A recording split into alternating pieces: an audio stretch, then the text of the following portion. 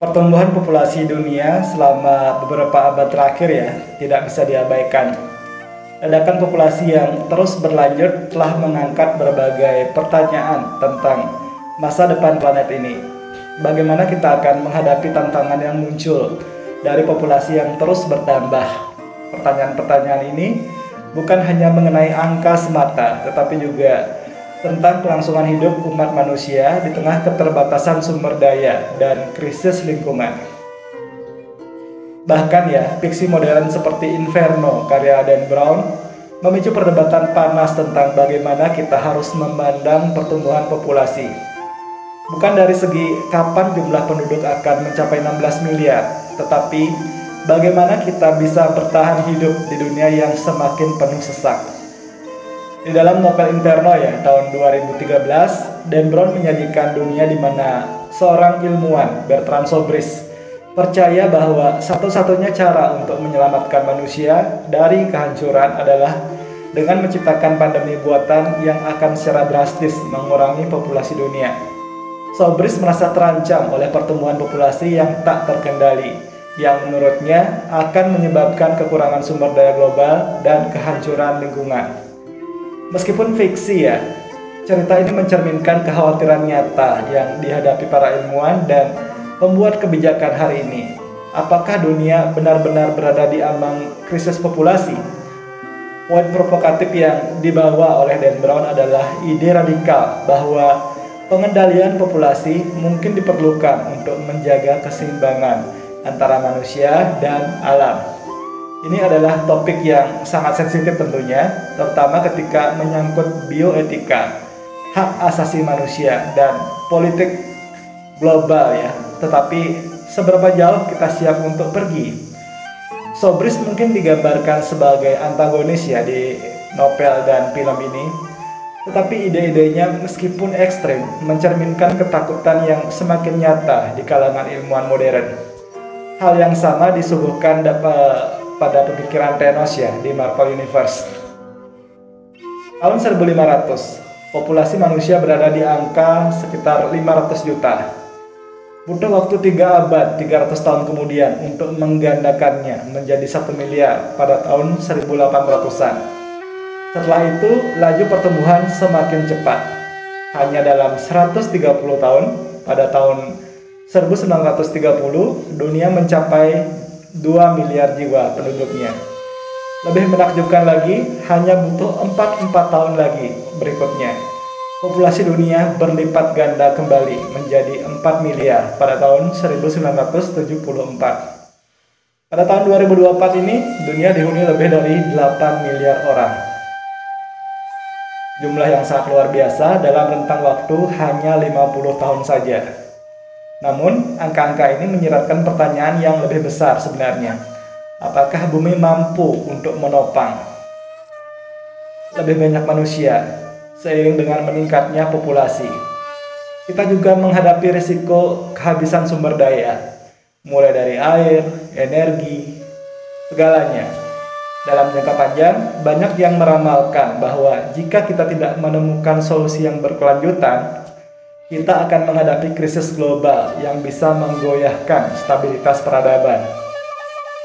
Bukan lagi hanya soal kapan populasi akan mencapai 16 miliar, tetapi bagaimana kita akan memastikan bahwa semua orang di dunia ini dapat hidup dengan layak.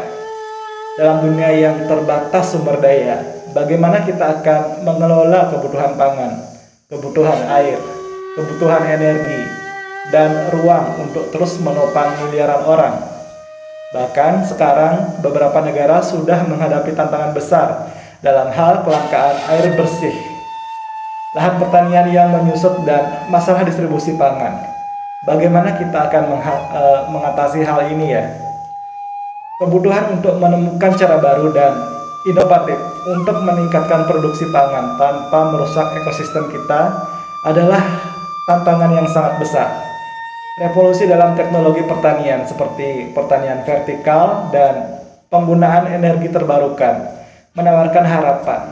Tetapi pertanyaannya tetap, apakah kita bisa bergerak cukup cepat untuk menyelamatkan diri kita sendiri? Selain masalah sumber daya, pertumbuhan populasi yang masif juga menimbulkan dampak lingkungan yang signifikan. Deforestasi, polusi tanah, polusi air, polusi udara, kemudian hilangnya keanekaragaman hayati, kepunahan satwa-satwa dan flora fauna. Semuanya semakin meningkat. Menurut banyak ilmuwan, perubahan iklim sebagian besar didorong oleh aktivitas manusia. Sudah berada pada tingkat yang mengkhawatirkan. Setiap manusia baru yang lahir membawa serta kebutuhan untuk makanan, kebutuhan air, energi, dan tempat tinggal. Semua ini memberikan tekanan tambahan pada sistem lingkungan yang sudah rapuh. Pertumbuhan yang tidak terkendali ini berarti telah banyak tanah yang dibuka untuk pembangunan. Lebih banyak gas rumah kaca yang dilepaskan ke atmosfer, dan lebih sedikit habitat yang tersedia bagi satwa liar. Seiring dengan itu, kota-kota besar di seluruh dunia semakin padat. Urbanisasi yang cepat menambah masalah baru. Kemacetan, peningkatan pemukiman kumuh, kurangnya akses ke layanan dasar ya seperti kesehatan dan pendidikan. Apakah kita benar-benar siap ya menghadapi tantangan ini? Apakah kita akan dituntun ke dunia yang chaos dan distopia? Alam pasti akan selalu menemukan keseimbangan baru ya. Tapi sebelum hal terburuk terjadi, seyogianya bagi kita untuk ikhtiar untuk memperbaiki diri. Dalam hal ini, kebijakan dalam mengelola bumi yang berkelanjutan. Banyak yang percaya bahwa teknologi bisa menjadi penyelamat kita. Contohnya, kemajuan dalam teknologi, energi surya, pertanian vertikal, memberikan harapan bahwa kita bisa menemukan cara untuk mendukung lebih banyak orang tanpa merusak lingkungan. Lebih lanjut, solusi ini membutuhkan komitmen global yang serius, yang sering kali terhambat oleh politik dan ekonomi. Apa yang terjadi jika inovasi dan strategi kita gagal? Jika kita tidak dapat mengelola sumber daya dengan baik dan teknologi yang tidak berkembang dengan cukup cepat, kita mungkin akan menghadapi masa depan yang suram, krisis air bersih, kelaparan global, konflik atas sumber daya, dan bahkan perang besar-besaran bisa menjadi bagian dari masa depan kita. Sebagian besar ilmuwan sepakat bahwa pertumbuhan populasi yang tidak terkendali akan membawa lebih banyak bencana daripada keuntungan. Kita sudah melihat dampak dari ketidakstabilan ini di beberapa bagian dunia yang kekurangan sumber daya penting. Apa yang akan terjadi jika skala krisis ini meluas ke seluruh dunia? Dalam konteks ini muncul teori konspirasi ya tentang pengendalian populasi, seperti yang digambarkan dalam Inferno. Bukanlah hal yang mengejutkan. Beberapa pihak percaya bahwa peristiwa seperti pandemi COVID-19, konflik geopolitik, dan kemiskinan global mungkin digunakan sebagai alat untuk mengontrol pertumbuhan populasi. Meskipun teori-teori ini tidak memiliki dasar ilmiah yang kuat ya, mereka mencerminkan ketakutan masyarakat akan masa depan yang penuh ketidakpastian. Namun, perlu diingat bahwa jalan keluar dari krisis ini bukanlah pengendalian populasi secara paksa, melainkan pendekatan yang lebih etis dan berkelanjutan. Kita pernah menjalankan program KB, 2 anak saja cukup. Program ini merupakan bagian dari kebijakan pemerintahan Orde Baru di bawah Pak Presiden Soeharto untuk menekan laju pertumbuhan penduduk yang sangat tinggi waktu itu. Tahun 70-an, Indonesia memiliki tingkat pertumbuhan penduduk sekitar 2,3% per tahun, yang dinilai sangat membebani pembangunan dan kesejahteraan nasional. Begitupun juga dengan Tiongkok, yang dalam waktu panjang menerapkan kebijakan hanya 1 anak dalam 1 keluarga.